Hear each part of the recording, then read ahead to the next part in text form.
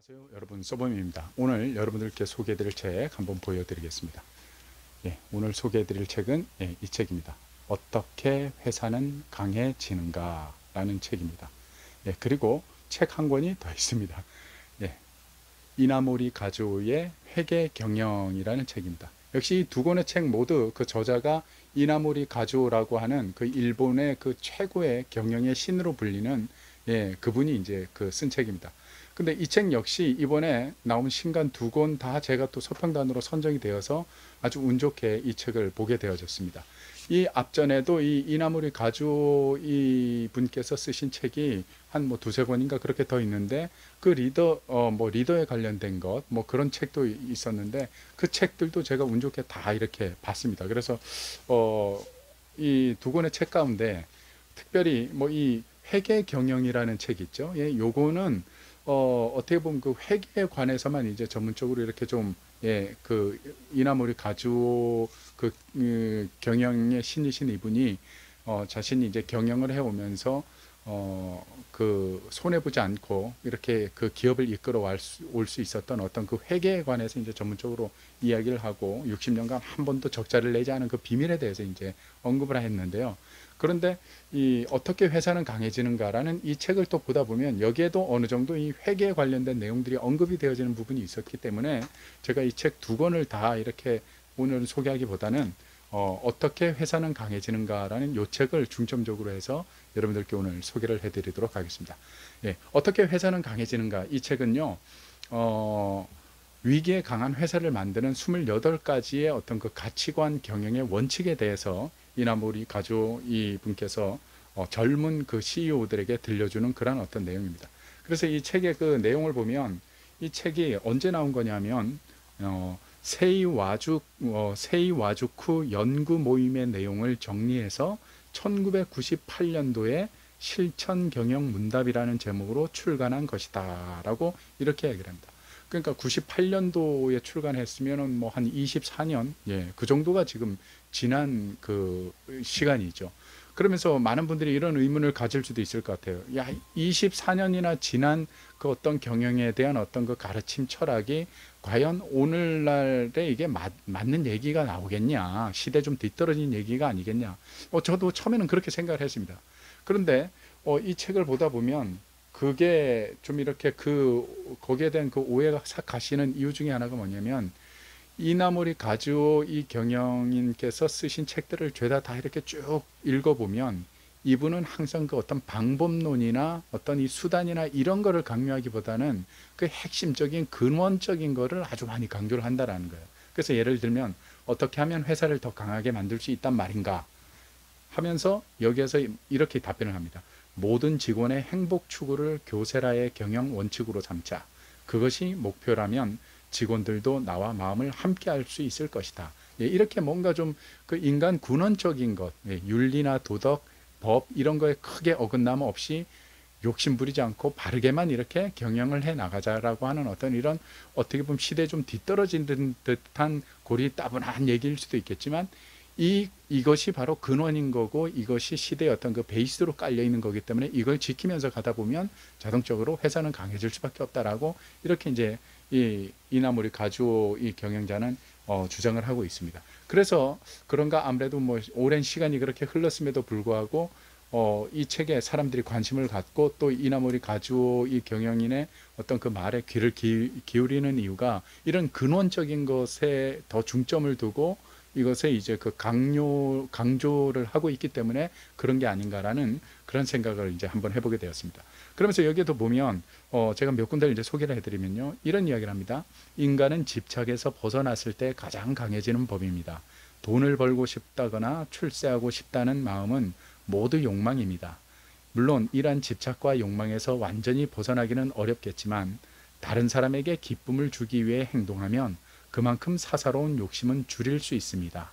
인격 수양은 바로 여기에서 시작됩니다. 그러니까 이렇게 어떻게 보면 그 경영인으로서의 어떤 그 경영의 어떤 그 이 뭐 방법이나 경영의 어떤 이런 그 기술적인 노하우나 뭐 이런 거를 강요하기보다는 이런 인간의 어떤 그 인간으로서의 참 가치, 근원을 강조하고 있기 때문에 이분의 그 가르침이 오랜 시간이 흘러도 많은 사람들이 귀를 기울이지 않나라는 그런 생각이 듭니다. 그러면서 집착에서 벗어나야지 인간은 강해질 수 있다. 그 집착에서 벗어날 수 있는 유일한 방법은 그 욕망에서 벗어나야 되는데, 그 욕망에서 벗어나는 또 다른 방법은 바로 무엇이냐면 다른 사람에게 기쁨을 주기 위해서 한번 행동을 해보라는 거죠.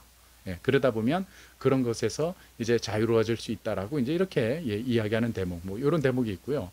그리고 또 한 군데를 또 제가 소개를 해드리면, 예, 이거는 이제 여기 뭐 그 회계 경영에서도 나오는 이야기인데, 그 회계에 관련된 것을 이렇게 비유를 합니다. 경영을 비행기 조종에 비유한다면 회계 데이터는 조종석 계기판에 나타나는 숫자에 해당한다.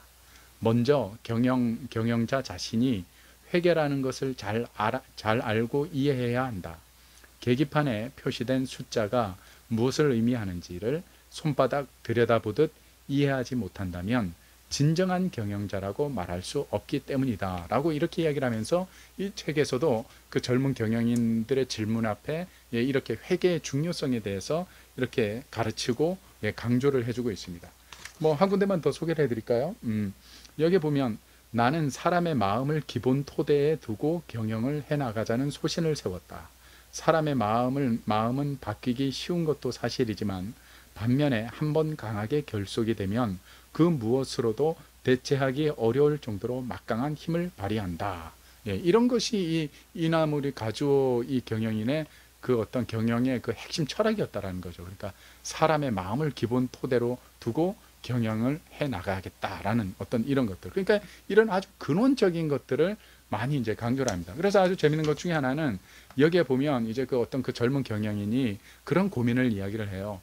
자기 아버지, 할아버지 때부터 그 회사를 이렇게 해왔는데 이제 잠시 후면 아버지의 대를 이어서 자기가 이제 3대 사장이 돼야 되는데 가만히 생각해 보니까 아버지와 할아버지가 이루는 그 수준이 너무 높으니까 내가 과연 그걸 잘 감당할 수 있을지 두렵다. 내가 어떻게 해야 되냐라고 이렇게 질문을 던졌을 때 이나모리 가주오의 경영인이 이렇게 이야기를 합니다. 결론부터 말씀드리면 자신을 따르게 하는 존재가 바로 리더이므로 귀하가 노력해서 직원들로부터 존경받는 수준에 이르러야 합니다. 존경받는 사장이 된다면 모든 직원이 귀하의 하는 말을 받아들이고 따를 것입니다. 하지만 지금 존경을 한 몸에 받고 있는 사람은 귀하가 아니라 아버님이므로 이런 말을 해봐야 별 도움이 되지 않겠군요. 우선 최소한의 철칙으로 겸손한 마음가짐이 필요합니다. 다른 사람에게 존경을 받는 토대는 인격과 식견입니다만 이는 단기간에 이루어지는 것이 아니므로 존경받을 만한 재능과 식견을 갖추지 못했다면 인품으로 끌어당겨야 됩니다. 여기서 인품이란 바로 겸허한 마음과 성실하고 진지한 태도를 뜻합니다. 라고 이 겸손에 관해서 이제 강조를 하고 있다라는 거죠. 예. 이런 부분이 저는 참 이 책을 읽으면서 이나모리 가주오 이 경영인이 이렇게 정말로 경영의 신으로서 이렇게 인정받을 수밖에 없었던 이유가 바로 여기에 이런 어떤 그 힘이 작용하지 않았나라는 이런 생각을 한번 해보게 되어졌습니다.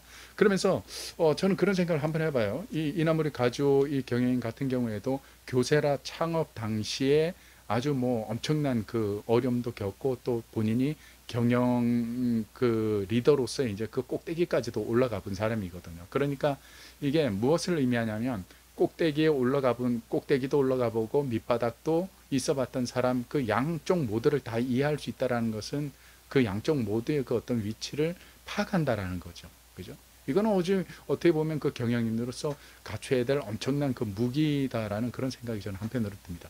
뭐 이건 제 여담인데요. 얼마 전에 제가 운전을 하고 가다가 이 삼거리에서 제가 이제 우회전을 하기 위해서 우회전 깜빡이를 켜고 있는데 차가 나오더라고요. 근데 그 나오는 차가 좌측 깜빡이도 안 켜고 뭐 그냥 있길래 당연히 깜빡이를 안 켰으니까 이 차는 그냥 직진을 하는가 보다 하고 이제 저는 우회전을 하기 위해서 기다리고 있는데 이 상대 운전자가 저를 향해서 막 화를 내는 거예요. 차가 너무 나와서 자기가 좌회전을 못 한다고.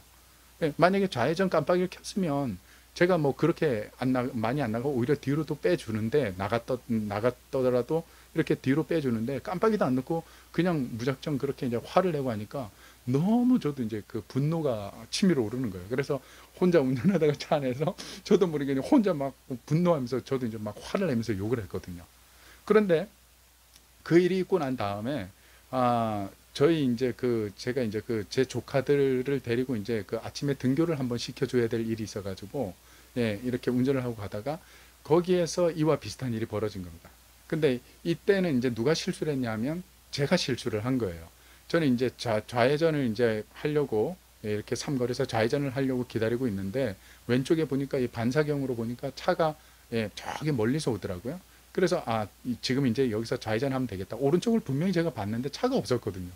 그래서 그냥 좌회전을 탁 하고 가서 이제 앞으로 이제 한 뭐 전방 한 10m 정도를 딱 가서 신호에 딱 걸려가지고 이렇게 있는데 갑자기 백밀러로 보니까 어떤 그 농사 짓는 그 아주머님인데 이렇게 모자를 쓰시고 장화를 치는 채 중앙선으로 이렇게 막 걸어서 오시는 거예요. 그래서 저는 순간 저분이 뭐 무슨 이상이 있으신 분인가 이렇게 이제 생각을 하고 있는데 갑자기 제 차로 오던 제 차 유리창을 막 탁탁탁탁 때려요. 때리면서 내려보라는 거예요. 그래서 제가 딱 내렸더니까 저한테 대뜸 그러시는 거죠.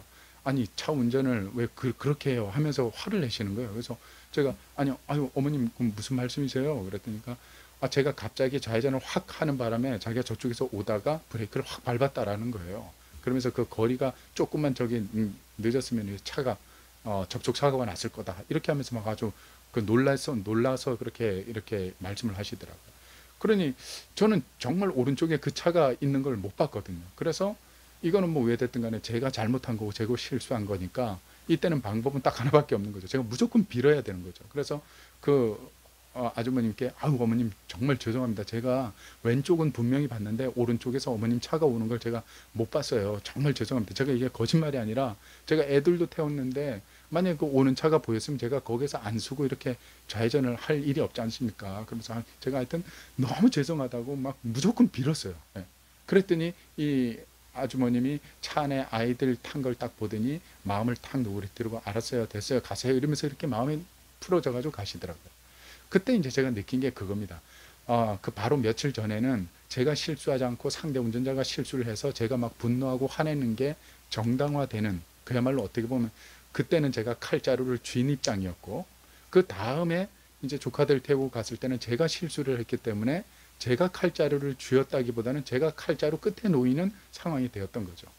그러면서 제가 이제 아주 깊이 있게 저의 그 부족함에 대해서 이제 한번 생각을 해보게 된 겁니다.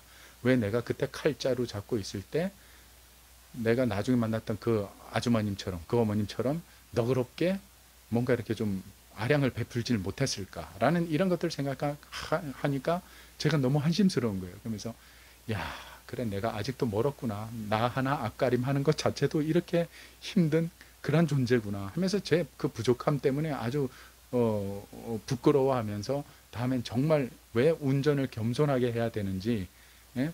여유있이 배려하면서 운전을 해야 되는지를 아주 뼈저리게 느끼고 경험을 했거든요. 그러니까 이 이나모리 가즈오이 경영인이 24년이 지난 이야기를 지금 책을 출간해서 내놨는데도 많은 사람들이 관심을 갖고 경영인들이 이 책에 이렇게 시선을 돌리는 이유가 뭘까요? 그 이유는 저는 이거라고 생각해요. 이분이 말하는 게 뭔가 이렇게 상당한 그 어떤 울림이 있거든요. 그 울림은 뭐냐 하면 어떤 방법론이나 어떤 요령을 이야기를 하기보다는 그 경영인으로서 그 근원적인 것을 이야기한다는 거예요. 인간으로서의 어떤 도리, 인간으로서의 어떤 양심, 인간으로서의 어떤 발음으로 행동하고 실천해 나가라는 거죠.